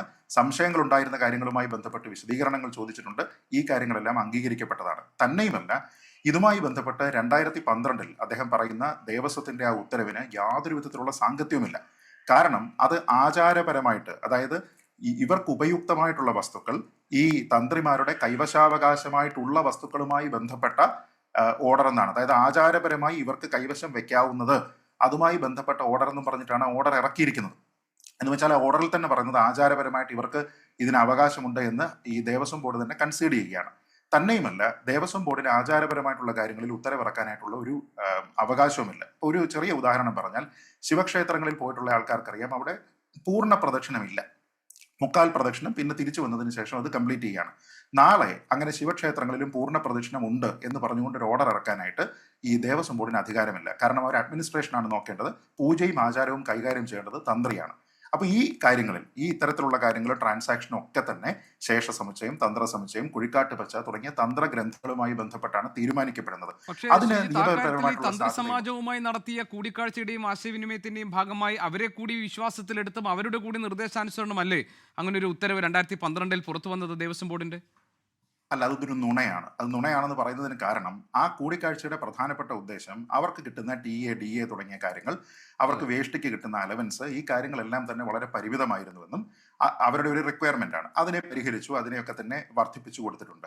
അതിനോടൊപ്പം തന്നെ അവർ പറഞ്ഞിരുന്നത്, ഇത്തരത്തിലുള്ള ബിംബങ്ങളുടെ കൈവശാവകാശവുമായി ബന്ധപ്പെട്ട് തർക്കങ്ങൾ ഉണ്ടാകുന്നുണ്ട്. ഈ എവിടെ നിന്ന്? ചില ഇടങ്ങളിൽ പിന്നെ ദേവസ്വം ബോർഡിൽ നിന്ന്, ചിലയിടങ്ങളിൽ ഈ ഭരണസമിതിയിൽ നിന്ന്. അതുകൊണ്ട് അത് ഇവരുടെ അവകാശമാണ് എന്നതിനെ നയപരമായിട്ട് അംഗീകരിക്കണം എന്നാണ് പറഞ്ഞത്. അപ്പൊ അതിന് വിരുദ്ധമായിട്ടുള്ള ഒരു ഓർഡറാണ് ആ ഇറക്കിയിരിക്കുന്നത്. അത് അവർക്ക് പാസ്സാക്കാൻ കഴിയില്ല എന്ന് ഞാൻ പറയുന്നത്, ഒന്നത് ആചാരപരമായ കാര്യത്തിൽ ഇല്ലാത്ത അധികാരം ഉപയോഗിച്ചുകൊണ്ട് ദേവസ്വം ബോർഡ് ഇറക്കിയിരിക്കുന്ന ഓർഡറാണ്. കാരണം ദേവസ്വം ബോർഡിന്റെ അഡ്മിനിസ്ട്രേഷൻ കാര്യങ്ങളിൽ മാത്രമേ ഉത്തരവിറക്കാനായിട്ട് സാധിക്കുള്ളൂ, ആചാരത്തിൽ ചെയ്യാൻ പറ്റില്ല. ഒന്ന്. രണ്ട്, 2009 ഇത് സംബന്ധിച്ച ഹൈക്കോടതി വിധിയുണ്ട്. ഹൈക്കോടതി വിധിയെ മറികടന്നുകൊണ്ട് ദേവസ്വം ബോർഡിന് ഒരു ഓർഡർ ഇറക്കാൻ കഴിയില്ല എന്ന് നമുക്ക് എല്ലാവർക്കും അറിയാം. അത് ജസ്റ്റിസ് ജയശങ്കർ നമ്പ്യാർ, ഒരു സെക്കൻഡ്, അത് ജസ്റ്റിസ് 2009 ജസ്റ്റിസ് M ശശിധരൻ നമ്പ്യാരുടെ ബെഞ്ചിന്റെ ഉത്തരവാണ്. ഞാൻ നേരത്തെ പറഞ്ഞതുപോലെ ഇത്തരത്തിലുള്ള ബിംബങ്ങളുടെ അവകാശം എന്നത് അതാത് ക്ഷേത്രങ്ങളിലെ തന്ത്രിമാർക്കാണ് എന്ന വിധി സാധൂകരിക്കുന്നുണ്ട്. അപ്പൊ അത് നേരത്തെ ശ്രീ മഹേഷ് പണിക്കർ വ്യാഖ്യാനിച്ചതുപോലെ അല്ല. കാരണം ഇതേ അഡ്വക്കേറ്റ് കമ്മീഷണർ തന്നെ ശബരിമലയിൽ ഇത് നടത്തുന്നതിന് മുമ്പ് ശക്തികുളങ്ങരയിലും ഇതേപോലെ കോടതിയുടെ അഡ്വക്കേറ്റ് കമ്മീഷണറായി പ്രവർത്തിച്ചിട്ടുണ്ട്. എന്നിട്ട് അവിടെ നിന്നും അദ്ദേഹം ഇതേപോലെ തന്നെ തന്ത്രിക്ക് ഈ പിന്നെ ധ്വജാഗ്ര വിഗ്രഹം അല്ലെങ്കിൽ അതിന്റെ ആ വാഹനം കൈമാറ്റം ചെയ്തിട്ടുണ്ട്. അത് കോടതിയെ അറിയിച്ചിട്ടുണ്ട്, കോടതി അത് അംഗീകരിച്ചിട്ടുണ്ട്. പിന്നീട് മുഖത്തല മുരാരി ക്ഷേത്രത്തിൽ ചെയ്തിട്ടുണ്ട്, അംഗീകരിച്ചിട്ടുണ്ട്. നിരവധി അതായത് ഇദ്ദേഹം തന്നെ 3 ക്ഷേത്രങ്ങളിലോ മറ്റോ ഇത് ചെയ്തിട്ടുണ്ട്. ഇദ്ദേഹത്തിന്റെ അതേ കാലത്ത് മറ്റു പല ക്ഷേത്രങ്ങളിലും ഇത് ചെയ്തിട്ടുണ്ട്. ഇപ്പൊ നമുക്കറിയാം, ഇവിടെ തിരുവനന്തപുരത്ത് നെയ്യാറ്റിൻകര ദേവസ്വവുമായി ബന്ധപ്പെട്ട ഇത് കൈമാറ്റം ചെയ്തിട്ടുണ്ട്. ഇങ്ങനെ നിരവധി സ്ഥലങ്ങളിൽ ചെയ്തിട്ടുണ്ട്. പിന്നെ ഇത് വ്യാഖ്യാനിക്കുന്നത് ശ്രീ മഹേഷ് പണിക്കർ പറഞ്ഞിരിക്കുന്ന വ്യാഖ്യാനമാണോ ശരിയെന്ന് ചോദിച്ചാൽ, ഇതുമായി ബന്ധപ്പെട്ട് കൊച്ചി ദേവസ്വം ബോർഡിൽ ഒരു പരാതി ഉണ്ടായിരുന്നു. ഐരാണിക്കുളം ക്ഷേത്രത്തിലുണ്ടായിരുന്ന ബിംബം ഇതേപോലെ തന്ത്രിമാര് ക്ലെയിം ചെയ്യുന്നു, അങ്ങനെ കൊടുക്കാൻ പറ്റില്ല എന്ന് ദേവസ്വം ബോർഡ് പറയുന്നു. അന്ന് ഇതേപോലെ തന്നെ തന്ത്രസമുച്ചയം കൊണ്ടുവരുന്നു. തന്ത്രസമുച്ചയം നിങ്ങൾ ഉണ്ടാക്കിയിരിക്കുന്നതല്ലേ, അതുകൊണ്ട് അത് നിങ്ങൾ പറയുന്ന വ്യാഖ്യാനം ആയിരിക്കില്ല അതിന് എന്ന് പറഞ്ഞുകൊണ്ട് PK നാരായണ പിഷാരടി എന്ന് പറയുന്ന സംസ്കൃത പണ്ഡിതനെ ഏൽപ്പിക്കുന്നു. കൊച്ചിൻ ദേവസ്വം ബോർഡ് നേരിട്ട് ഏൽപ്പിക്കുന്നു. അദ്ദേഹം കൊടുത്തിരിക്കുന്ന കത്ത് എൻ്റെ കയ്യിലുണ്ട്. ആ കത്തിൽ അദ്ദേഹം വളരെ കൃത്യമായിട്ട് പറയുന്നുണ്ട്, ലോഹമാണോ അതിന്റെ അവകാശം തന്ത്രിക്കാണെന്ന്. എന്നിട്ട് അതിനുശേഷം ദേവസ്വം ബോർഡ് ഒരു ഉത്തരവിറക്കി. ആ ഉത്തരവിൽ വളരെ കൃത്യമായിട്ട് കൊച്ചിൻ ദേവസ്വം ബോർഡ് പറഞ്ഞിരിക്കുന്നതിന്റെ ലൈൻസ് തന്നെ പറഞ്ഞിരിക്കുന്നത് ഇങ്ങനെയാണ്. ഇതിന്റെ പൂർണ്ണമായിട്ടുള്ള ഉത്തരവാദിത്വം ഇങ്ങനെ, ഞാൻ ഒരു ലൈൻ വായിക്കാം. ഐരാണിക്കുളം ശിവക്ഷേത്രത്തിൽ കേടുവന്ന ലോഹവിഗ്രഹം മാറ്റി പുതിയ വിഗ്രഹം പ്രതിഷ്ഠിക്കുന്നതിനെ തുടർന്ന് നീക്കം ചെയ്ത പഴയ ലോഹവിഗ്രഹത്തിന്റെ അവകാശി തന്ത്രിയാണെന്ന് ഉത്തരവാകുന്നു. കൊച്ചി ദേവസ്വം ബോർഡാണ്. ശ്രീ PK നാരായണ പിഷാരടിയുടെ തർജ്ജമ പ്രകാരമുള്ള തന്ത്രസമുച്ചയത്തിന്റെ നിർദ്ദേശം പാലിക്കേണ്ടതാണ്. നിർദ്ദേശങ്ങളുടെ കോപ്പി അയക്കുന്നു. പഴയ ലോഹവിഗ്രഹം അതിന്റെ ദേവസ്വത്തിന്റെ കാര്യങ്ങൾ പറയുന്നുണ്ട്. ദേവസ്വത്തിൽ സൂക്ഷിച്ചിട്ടുള്ളത് കുഴൂർ ദേവസ്വം ഓഫീസറുടെ താല്പര്യത്തിൽ നേതൃത്വത്തിൽ തന്ത്രിക്ക് കൈമാറ്റം ചെയ്യേണ്ടതാണ് എന്ന് പറഞ്ഞിട്ട് ഓർഡർ ഇട്ടിട്ടുണ്ട്. ഇത് 1998 എന്ന് വെച്ചാൽ വിവിധ ദേവസ്വം ബോർഡുകളിൽ ഇത് ഒരു പതിവായിട്ട് തന്നെ തീരുമാനിച്ചിട്ട് ആചാരപരമായിട്ട് ചെയ്യുന്ന കാര്യമാണ്. അപ്പൊ അഡ്വക്കേറ്റ് കമ്മീഷണർ കോടതിക്ക് വേണ്ടിയിട്ട് ഈ കാര്യങ്ങൾ ചെയ്യുമ്പോൾ അതെങ്ങനെയാണ് മോഷണമായി മാറുക? അതെങ്ങനെയാണ് പിന്നെ അദ്ദേഹം തട്ടിക്കൊണ്ടുപോയിട്ട് ഉള്ളതായിട്ട് മാറുക? പിന്നെ അദ്ദേഹം പറഞ്ഞിരിക്കുന്നത് മണിയുമായി ബന്ധപ്പെട്ടാണ്. മണിയുമായി ബന്ധപ്പെട്ട പറഞ്ഞിരിക്കുന്ന ഒരു കാര്യം കൂടി ക്ലാരിറ്റി വേണ്ടതാണ്. കാരണം അവിടെ മണിമണ്ഡപം പണിയുന്നതുമായി ബന്ധപ്പെട്ട് അഡ്വക്കേറ്റ് കമ്മീഷണർ വരുന്ന സമയത്ത് അദ്ദേഹം സ്പോൺസർഷിപ്പ് അന്വേഷിക്കുന്നു. സ്പോൺസർഷിപ്പ് അന്വേഷിക്കുന്ന സമയത്ത് പരുമല അനന്തനാചാരി എന്നുള്ള ആളിന്റെ അദ്ദേഹമാണ് അവിടുത്തെ ശബരിമലയിലെ പല വർക്ക് ചെയ്തിരിക്കുന്നത്. അദ്ദേഹത്തിന്റെ നിർദ്ദേശപ്രകാരമാണ് ഈ ഉണ്ണികൃഷ്ണൻ പോറ്റിയിലേക്ക് എത്തുന്നത്. ഉണ്ണികൃഷ്ണൻ പോറ്റിക്ക് അവിടെ നിന്ന് ഒരു വസ്തുക്കളും കൊടുത്തുവിടുകയല്ല ചെയ്യുന്നത്. പകരം 2 പുതിയതായിട്ടുള്ള മണിമണ്ഡപങ്ങൾ നിർമ്മിക്കുമ്പോൾ ആ മണിമണ്ഡപത്തിന്റെ കോസ്റ്റ് സ്പോൺസർ ചെയ്യുകയാണ്. എന്ന് വെച്ചാൽ അവിടെ നിന്ന് ഒരു മെറ്റീരിയൽ ബെനിഫിറ്റ് അങ്ങനെ എടുത്തുകൊണ്ട് പോവുക എന്നുള്ളതല്ല. അത് തന്നെ അയാളുടെ കത്ത് ഈ പ്രൊസീഡിങ്സിന്റെ ഭാഗമായിട്ട് ഇതിൽ ഉൾപ്പെടുത്തിയിട്ടുണ്ട്. ആ കത്തിൽ അയാൾ പറയുന്നത് അയാൾ നേരിട്ടല്ല പണം കൊടുക്കുന്നത്. ചെന്നൈയിലുള്ള 3 ഫാമിലീസ്, ആ 3 ഫാമിലീസിലുള്ള ആൾക്കാരുടെ പേരുണ്ട്, ഈ കേസുമായി കണക്റ്റഡ് ആയിട്ടുള്ള ആൾക്കാരുടെ പേരുകളല്ല. അങ്ങനെയുള്ള 3 ഫാമിലീസ് ഇതിന്റെ പണം സ്പോൺസർ ചെയ്യുന്നുണ്ട് എന്ന് പറയുന്നു. അത് കോടതി തന്നെ അംഗീകരിച്ച്, അതായത് ഈ റിപ്പോർട്ട് കോടതിയിൽ സമർപ്പിച്ച് അതിന്റെ അപ്രൂവൽ വാങ്ങി ചെയ്തിരിക്കുന്നതാണ്. അവിടെയുള്ള പഴയ മണി മോഷണം പോയി എന്ന് ശ്രീ മഹേഷ് പണിക്കർ അടക്കമുള്ള ആൾക്കാർ പറയുന്നുണ്ട്. അത് തെറ്റാണെന്ന് ഈ റിപ്പോർട്ട് വായിച്ചാൽ അറിയാം. ആ ഫൈനൽ റിപ്പോർട്ടിൽ വളരെ വ്യക്തമായിട്ട് പറയുന്നുണ്ട്. ഒന്ന്, 2 മണികൾ നേരത്തെ ഉണ്ടായിരുന്നു, കുംഭകോണത്തുള്ള മണിയാണ്. ഇവർ പറയുന്നത് പോലെ നൂറ്റാണ്ടുകളുടെ പഴക്കമുള്ള മണിയല്ല, 1953 മണിയാണ്. ആ മണി റിപ്പയർ ചെയ്തതിനു ശേഷം തന്ത്രിയുടെ തന്നെ നിർദ്ദേശപ്രകാരം വലിയ മണി ഇല്ലാതിരുന്ന പമ്പയിലേക്ക് കൊണ്ടുപോയി. അതിന്റെ പണം സ്പോൺസർ ചെയ്തിരിക്കുന്നത് തിരുവനന്തപുരം സൗത്ത് പാർക്ക് ഹോട്ടലിന്റെ ഉടമയായിട്ടുള്ള ശ്രീ മോഹൻദാസ് ആണ്.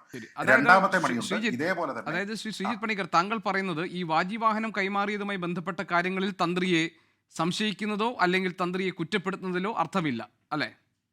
അർത്ഥമില്ല. അങ്ങനെ അർത്ഥമുണ്ടായിരുന്നുവെങ്കിൽ ഈ 2012 ശേഷം ഈ നിയമം വന്നല്ലോ, അതായത് ഇതിനെ ബ്ലോക്ക് ചെയ്തുകൊണ്ടുള്ള നിയമം വന്നല്ലോ. ഈ കഴിഞ്ഞ 13 വർഷത്തിനകം തിരുവിതാംകൂർ ദേവസ്വം ബോർഡിന്റെ ഭാഗമായിട്ട് ഇത്തരത്തിലുള്ള അറ്റകുറ്റപ്പണികൾ നടത്തിയിരിക്കുന്ന നിരവധി ക്ഷേത്രങ്ങളുണ്ട്.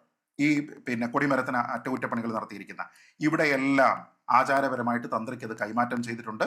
ചിലയിടങ്ങളിൽ തന്ത്രി അത് സ്വീകരിച്ചതിന് ശേഷം തിരിച്ചു കൊണ്ടുപോകും, ചില സ്ഥലങ്ങളിൽ തന്ത്രി അത് സ്വീകരിച്ചതിന് ശേഷം തിരിച്ച് അവിടെ തന്നെ കൊടുത്തിട്ട് പോകും. എനിക്ക് ആ ക്ഷേത്രത്തിന്റെ പേര് ഇപ്പോൾ എന്റെ ഓർമ്മയിലേക്ക് വരുന്നില്ല, ഞാനത് പരിശോധിക്കാം. പക്ഷേ ഒരു ക്ഷേത്രത്തിൽ ഇതേപോലെ തന്നെ തർക്കമുണ്ടാവുകയും തന്ത്രിക്ക് കൈമാറാൻ കഴിയില്ല എന്ന് ദേവസ്വം നിലപാടെടുക്കുകയും കൈമാറാതിരിക്കുകയും ചെയ്തിട്ടുണ്ട്. ക്ഷേത്രത്തിന്റെ പേര് ഞാൻ പെട്ടെന്ന് എന്റെ മനസ്സിൽ നിന്ന് പോയി. അങ്ങ് ഉദ്ദേശിക്കുന്നത് ഒന്നുകിൽ ശ്രീവരാഹം ക്ഷേത്രമായിരിക്കാം.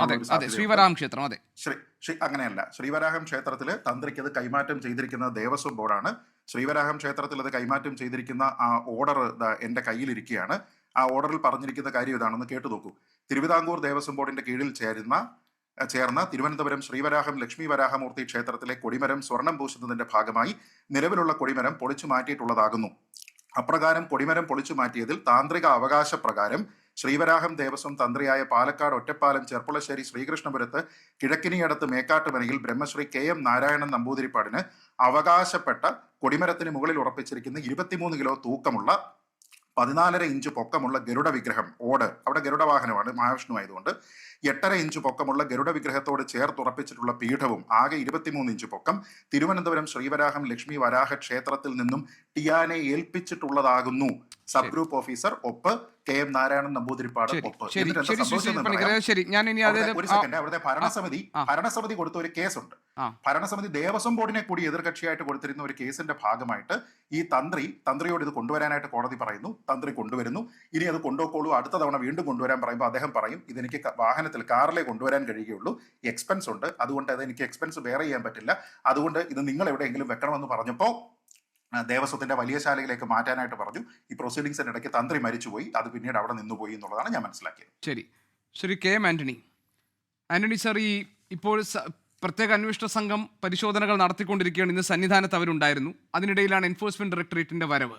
ഈ കേന്ദ്ര അന്വേഷണ ഏജൻസിയുടെ വരവ് ഏതെങ്കിലും തരത്തിൽ ഈ കേസിനെ ദുർബലമാക്കുമോ അല്ലെങ്കിൽ വഴിതിരിച്ചു വിടുമോ?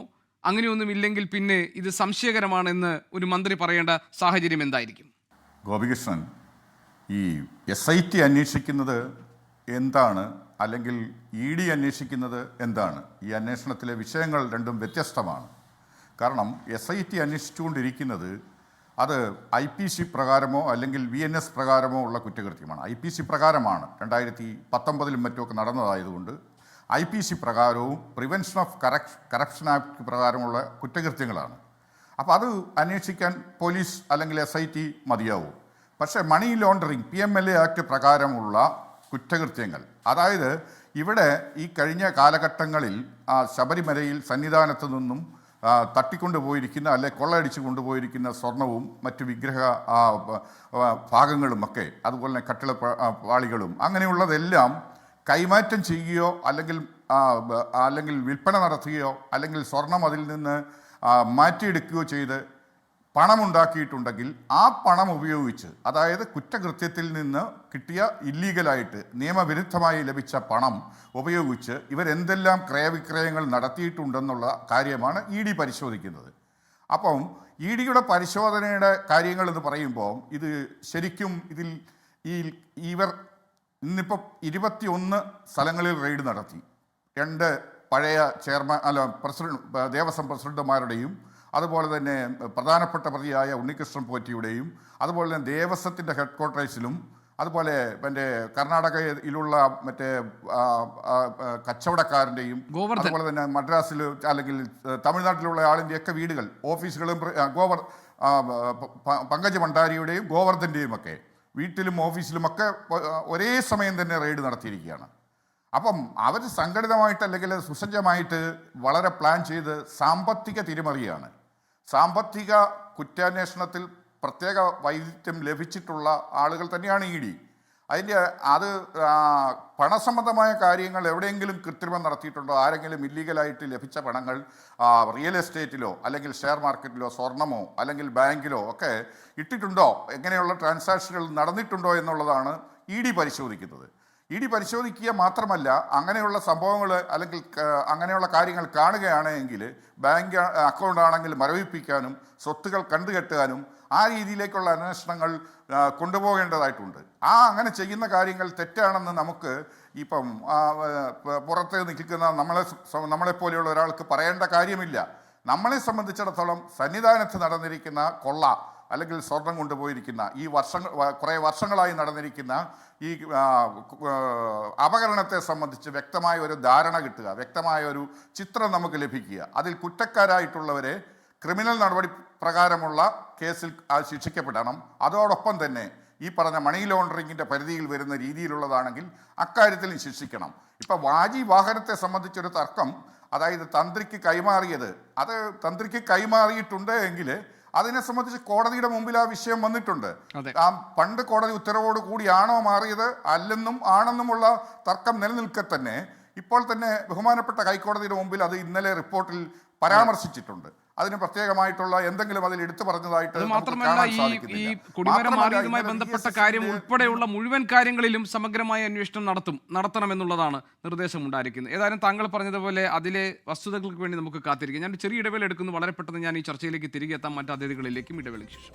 ചർച്ചയിലേക്ക് വീണ്ടും അഡ്വക്കേറ്റ് പ്രശാന്ത് പത്മനാഭൻ, ഈ ശബരിമല അയ്യപ്പൻ്റെ സ്വത്തുവകകളുടെ കസ്റ്റോഡിയൻ ആരാണ്? ആരുടെ സംരക്ഷണയിലാണ് ഈ സ്വത്തുവകകൾ നിൽക്കേണ്ടത്? ഇവിടെ നടന്ന സ്വർണ്ണക്കൊള്ളയുടെ ഉത്തരവാദികൾ ആരാണ്? ഈ 2 പ്രധാനപ്പെട്ട ചോദ്യങ്ങൾക്ക് ഉത്തരം കിട്ടാൻ ഇനിയൊരു CBI പോലൊരു കേന്ദ്ര അന്വേഷണ ഏജൻസിയുടെ വരവിന് നമ്മൾ കാത്തിരിക്കേണ്ടി വരുമോ? അങ്ങോട്ടേക്കാണോ ഈ കാര്യങ്ങളൊക്കെ പോകുന്നത്?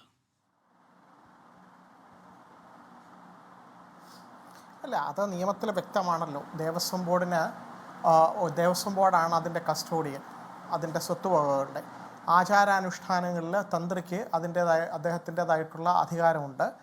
അവിടെ നേരത്തെ ഞാൻ താങ്കളുടെ ഒരു ചർച്ചയിൽ തന്നെ സൂചിപ്പിച്ചിരുന്നു, തന്ത്രി ഒരു കുറ്റക്കാരനാണ് എന്ന് കണ്ടെത്തണമെങ്കിൽ അദ്ദേഹത്തിന് അവിടെ നടന്നിരിക്കുന്ന കൊള്ളയിലെ പങ്കുണ്ട്, അറിഞ്ഞുകൊണ്ടോ അല്ലാതെയോ ഗൂഢാലോചനയിൽ പങ്കുണ്ടെന്നോ അല്ലെങ്കിൽ അതിൽ ഡയറക്റ്റായിട്ട് ഇൻവോൾവ് ആയിട്ടുള്ള ആളുകളുമായിട്ട് ഏതെങ്കിലും രീതിയിൽ സഹകരിച്ചു എന്നോ തെളിയിക്കാത്ത പക്ഷം ഒരു അഡ്മിനിസ്ട്രേറ്റീവ് ഓർഡറിൻ്റെ ബലത്തിൽ മാത്രം തന്ത്രി ഒരു കുറ്റം ചെയ്തു എന്ന് കാണാനാവില്ല. ക്രിമിനൽ ഒഫൻസ് ഏതെങ്കിലും പീനൽ കോഡിൽ പറഞ്ഞിരിക്കുന്ന ഒരു ക്രിമിനൽ കുറ്റം ചെയ്തിരിക്കുന്നത് അതാരാണ് എന്നുള്ള കണ്ടെത്തലിന് വേണ്ടിയിട്ടാണ് ഇപ്പോൾ നടക്കുന്ന SIT അന്വേഷണം നടക്കുന്നത്. അതിൽ ഗൂഢാലോചനയിൽ ആർക്കൊക്കെ പങ്കുണ്ട് എന്നുള്ളത് ഒരു സമഗ്രമായ അന്വേഷണത്തിലൂടെ വെളിപ്പെടും. അത് SIT ആകാം, ചിലപ്പോൾ അതിൻ്റെ വ്യാപ്തി കൂടുതലാണെങ്കിൽ അല്ലെങ്കിൽ ഹൈക്കോടതിക്ക് അത് ബോധ്യപ്പെടുകയാണെങ്കിൽ അന്വേഷണത്തിൻ്റെ ഏതെങ്കിലും ഒരു ഘട്ടത്തിൽ ഹൈക്കോടതിയുടെ ഓർഡർ മുഖാന്തരം CBI ഏറ്റെടുക്കാനുള്ള സാധ്യതയും തള്ളിക്കളയാനാവില്ല. പക്ഷേ അതിൽ നേരത്തെ ഇവിടെ പലരും സൂചിപ്പിച്ചതുപോലെ തന്ത്രിയെ ഡയറക്റ്റായിട്ട് ഇപ്പോഴുള്ള തെളിവുകളുടെ അടിസ്ഥാനത്തിൽ മാത്രം, പ്രത്യേകിച്ച് ക്രിമിനൽ നിയമം എപ്പോഴും ഒരു സംശയരഹിതമായിട്ട് ഒരാൾ കുറ്റം ചെയ്തു എന്ന് തെളിയിക്കപ്പെട്ടാൽ മാത്രമേ ഒരാളെ ശിക്ഷിക്കാൻ കഴിയൂ. അതിനകത്ത് 2 ഇൻ്റർപ്രിട്ടേഷൻ പോസിബിൾ ആണെങ്കിൽ, ഒന്ന് ഇങ്ങനെ ഒരു കസ്റ്റം നടക്കുന്നുണ്ട് അല്ലെങ്കിൽ ഒരു ആചാരം നടക്കുന്നുണ്ട്, അത് ശരിയോ തെറ്റോ ആയിക്കൊള്ളട്ടെ, അത് ഫോളോ ചെയ്തുകൊണ്ടിരിക്കുന്നു പല അമ്പലങ്ങളിലും എങ്കിൽ അങ്ങനെ ചെയ്തതിന് നേരത്തെ ഹൈക്കോടതിയിൽ തന്നെ ഈ കാര്യങ്ങളൊക്കെ വിവരങ്ങളൊക്കെ എത്തിച്ചിട്ടുമുണ്ടെങ്കിൽ ആ ഒരു കാര്യത്തിൻ്റെ പേരിൽ മാത്രം ഇപ്പോൾ തന്ത്രിയെ കുറ്റക്കാരനെന്ന് പറയാൻ കഴിയില്ല. വേറെന്തെങ്കിലും തക്കതായിട്ടുള്ള കാരണങ്ങൾ വേണം. നേരത്തെ ഇതിനകത്ത് ഇപ്പോഴും ബാക്കിയുള്ളവരും ഒക്കെ സംശയത്തിൻ്റെ നിഴലിലാണ്, ആരും കുറ്റം ചെയ്തതായിട്ട് പ്രൂവ് ചെയ്യപ്പെട്ടിട്ടില്ല. അവർ ചെയ്തിരിക്കുന്ന കുറ്റത്തെപ്പറ്റിയുള്ള അന്വേഷണം നടക്കുമ്പോൾ അതിനകത്ത് ഏതെങ്കിലും ഒരു സ്റ്റേജിൽ ഇവരെല്ലാവരും കൂടെ ഒരുമിച്ചിരുന്ന് അല്ലെങ്കിൽ ഒരു പിന്നെ എല്ലാവരുടെയും മനസ്സമ്മതം ഉണ്ടായിരുന്നു, അല്ലെങ്കിൽ മൗനമായ അനുവാദം ഉണ്ടായിരുന്നു, തന്ത്രി അതിൽ ഒപ്പിട്ട് കൊടുത്തത് ഇതിൽ നടക്കാൻ പോകുന്ന കൊള്ളയെപ്പറ്റി അല്ലെങ്കിൽ അതിനകത്ത് നടക്കുന്ന ദുരുദ്ദേശപരമായിട്ടുള്ള കാര്യങ്ങളെപ്പറ്റി ദേവസ്വം ബോർഡിൻ്റെ നിയമാവലിയൊക്കെ ലംഘിച്ചുകൊണ്ട് നടക്കുന്ന കാര്യങ്ങൾക്കൊക്കെ തന്ത്രി കൂടി കൂട്ടുനിന്നു എന്ന് കണ്ടെത്തിയാൽ മാത്രമേ തന്ത്രിയെ കൂടി അതിൽ ഉൾപ്പെടുത്താൻ കഴിയുകയുള്ളൂ. ഇതിൽ ആര് ഇൻവോൾവ് ആണ് എന്നുള്ള ആ ഒരു സ്റ്റേജിലേക്കൊക്കെ പോകുന്നത് അന്വേഷണത്തിൻ്റെ ഒരു കുറെ കൂടെ സങ്കീർണമായിട്ടുള്ള അവസ്ഥയിൽ തെളിവുകളൊക്കെ ശേഖരിച്ചതിന് ശേഷം മാത്രമേ ആ ഒരു സ്റ്റേജിലേക്ക് എത്തുകയുള്ളൂ. ഞാൻ നേരത്തെ പറഞ്ഞ ഒരു കാര്യം ഒന്നുകൂടി സൂചിപ്പിക്കാം. ശ്രീ രാഹുൽ ഈശ്വറിനോ ശ്രീജിത്ത് പണിക്കറിനോ ഉള്ള അറിവ് ആചാരങ്ങളുടെയോ അനുഷ്ഠാനങ്ങളുടെയോ കാര്യത്തിൽ എനിക്കില്ല. എനിക്ക് നേരത്തെ ശ്രീ റിട്ടയർഡ് SP പറഞ്ഞതുപോലെ നിയമപരമായിട്ടുള്ള ചില കാര്യങ്ങളിൽ ഒരു ക്രിമിനൽ കുറ്റം നടന്നിട്ടുണ്ടോ ഇല്ലയോ എന്ന് കണ്ടെത്താൻ വേണ്ടി നടക്കുന്ന ഒരു അന്വേഷണം ഹൈക്കോടതിയുടെ മേൽനോട്ടത്തിൽ നടന്നുകൊണ്ടിരിക്കുന്നു.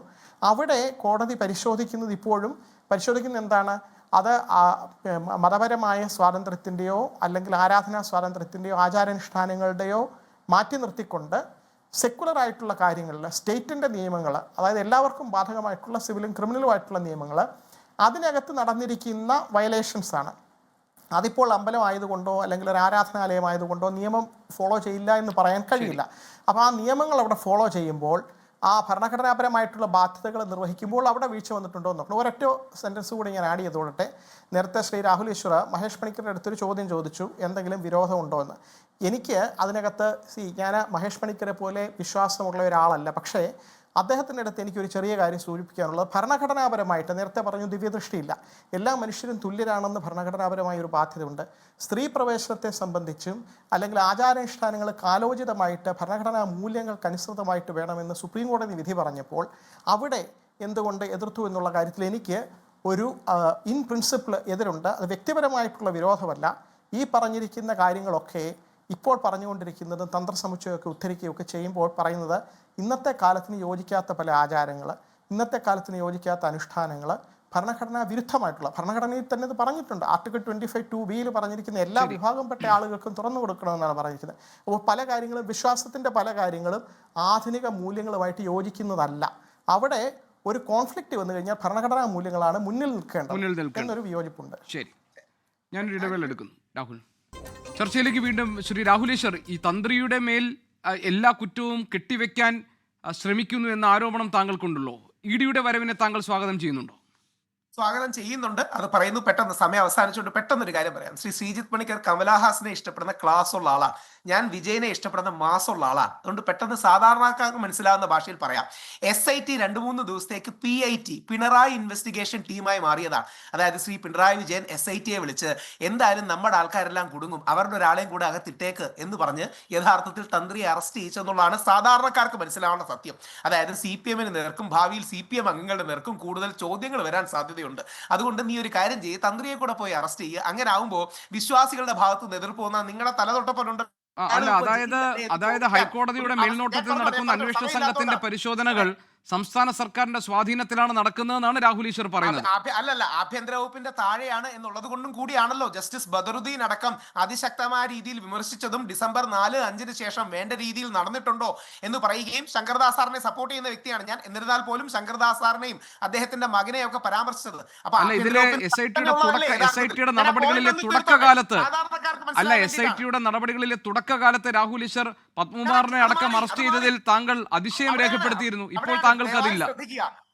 SITയുടെ തുടക്കകാലത്ത് എല്ലാവർക്കും വലിയ പ്രതീക്ഷയായിരുന്നു. പക്ഷേ പിന്നീട് ഹൈക്കോടതി പോലും ചില കാര്യങ്ങളിൽ അതൃപ്തി രേഖപ്പെടുത്തിയെന്ന് നിങ്ങളേതടക്കം മാധ്യമങ്ങളിൽ വരുന്നു. ജസ്റ്റിസ് ബദറുദ്ദീന്റെ ബെഞ്ച് വരുന്നു. അപ്പൊ സിമ്പിളായി പറഞ്ഞാൽ ഇത്രയേ ഉള്ളൂ, ഞങ്ങളുടെ നേരെ വരുന്ന അന്വേഷണത്തിന്റെ മുനയൊടിക്കാൻ ശ്രീ പിണറായി വിജയൻ അവർകളോ അല്ലെങ്കിൽ CPM-മായി ബന്ധപ്പെട്ട ആൾക്കാരോ SITയെ വിളിച്ച് നിങ്ങളൊരു 2 ദിവസം PIT ആയിട്ട് സ്പെഷ്യൽ ഇൻവെസ്റ്റിഗേഷൻ ടീം മാറി പിണറായി ഇൻവെസ്റ്റിഗേഷൻ ടീമായി പ്രവർത്തിക്കൂ, 2 ദിവസം തന്ത്രിയെ കൂടെ അകത്തിടൂ. അങ്ങനെ ആവുമ്പോൾ ഞങ്ങൾ ഗൃഹസന്ദർശനത്തിലേക്ക് പോകുമ്പോൾ തന്ത്രി കൂടി ഉണ്ടല്ലോ എന്ന് പറയാം. ചോദ്യങ്ങൾ വരുമ്പോൾ ഇതിന്റെ എല്ലാം പിന്നിൽ തന്ത്രിയാണല്ലോ എന്ന് പറയാം. അതുകൊണ്ടാണ് തന്ത്രിയുടെ വീട്ടിൽ കയറിയാൽ പിന്നെ ഇത് പറയില്ലല്ലോ അല്ലേ?